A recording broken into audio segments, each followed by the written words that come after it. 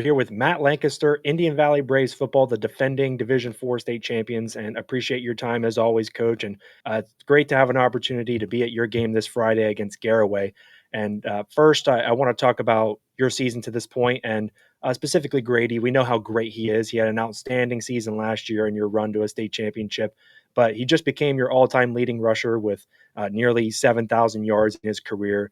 And last week, he had only 4 carries, almost 200 yards, 4 touchdowns. So every time he touched the ball, he scored, which is just unreal. He's got 1,000 yards and 15 touchdowns to this point in the season.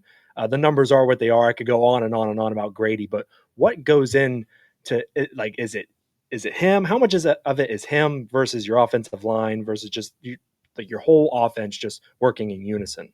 Well, I tell you, if you were interviewing Grady Kinsey right now, he would give all the credit to everybody else. He would say it's our line. He would say it's our scheme. He would say it's his fullback, it's his quarterback, it's it's everybody else.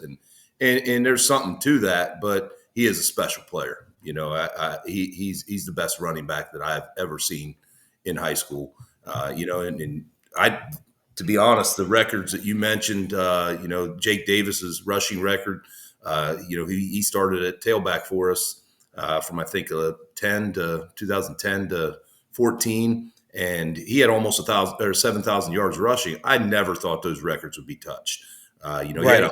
He had 100 rushing touchdowns in his career. Never thought that would be touched. And here Grady is halfway through his senior year, and he has both of those. So he would give credit to everybody else because that's just the kind of kid he is.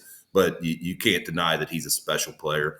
He's a special running back. He's got all the talents with the speed that he has, but also he's hard to tackle. I mean, you ask opposing teams, he does not go down easy. He's pretty relentless. And as many things as I could say to accolade him, on the field, I could talk even longer about the kind of young man he is off the field. The service to our school and our community, the humility that he carries himself with, his dedication to his education and academics, and his faith and just everything. He just does things the right way on and off the field, and he's a special young man and a special football player.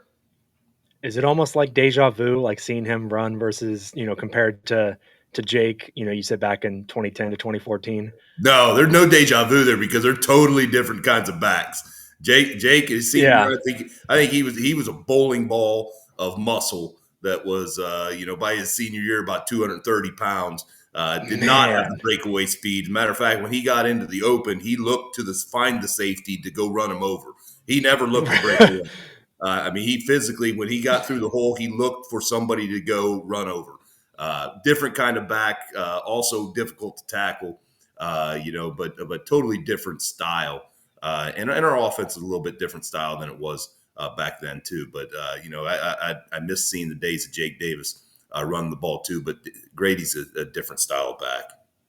For sure. Now, your season to this point, obviously you're undefeated. You did have a game that was canceled, but when you've had conversations with your team and you just keep them motivated every week, which I'm sure it's not hard to keep them motivated, being state champs, but how do you not become complacent? Because you were state champs last year, you ran through everybody, and you've been running through everybody so far to this point this year. How do you maintain that message of not becoming complacent and just thinking, oh, we're the best team, we're better than everybody else? You still got to go out and earn it every single week. Yeah, our kids will never hear that, what you just said, from our coaching staff, and that's been a focus, knowing that's going to be a challenge coming off of last year into this year. That word complacency has probably been, stated in our meeting rooms and out on the field thousands of times, and our focus has been on ourselves and improving every week, improving practice to practice, and for sure improving game to game to game, in the last 2 weeks, facing some teams that are struggling and playing some young guys and dealing with injuries, still our focus was on us. And the film doesn't lie. We judge ourselves based on our own potential. How good of a team can we be? And that's what we judge ourselves on. So we always coach them up and take a look at the film, and our kids have taken it really well, and they take coaching really well.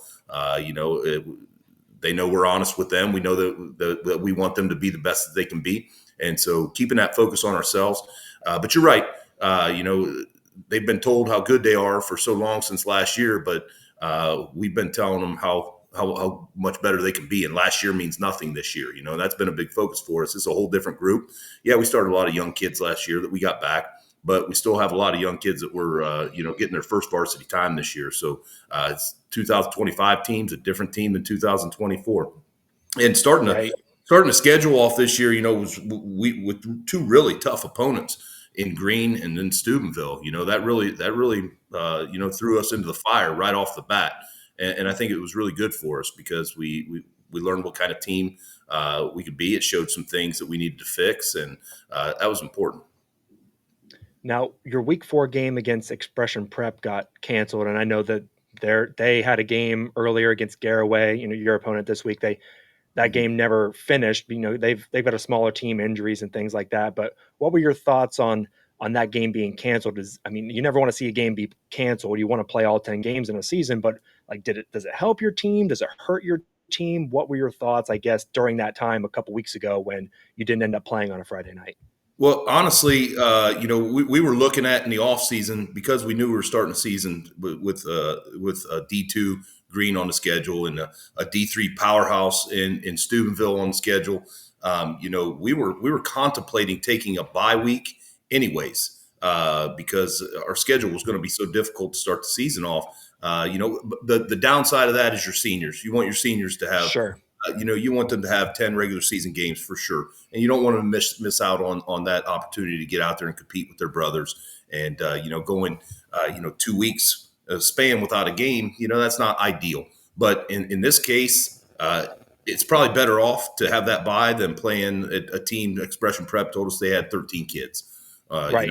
on their team. So we probably got more out of that week, resting up some kids that needed needed to heal up some injuries and some bumps and bruises, and developing depth and competing with ourselves during that week. Competing every day with ourselves in practice on the basics and the fundamentals without having to prepare for one specific opponent.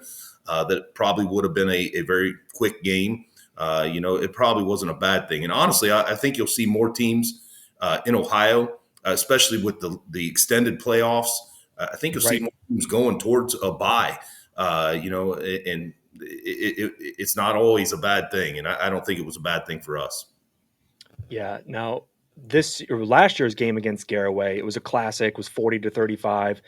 You won that one late, and you mentioned your team is different this year, but you still bring a lot of kids back, lots of talent. And Garaway graduated, I think, most of their talent last year, and they're still playing really good football with the kids that they've had step up into these new roles. But what does the film say about your matchup with them? Is there anything schematically, or maybe a player on the offensive or defensive side that causes concern for you? What do you see on film with Garaway as you prepare for them this week?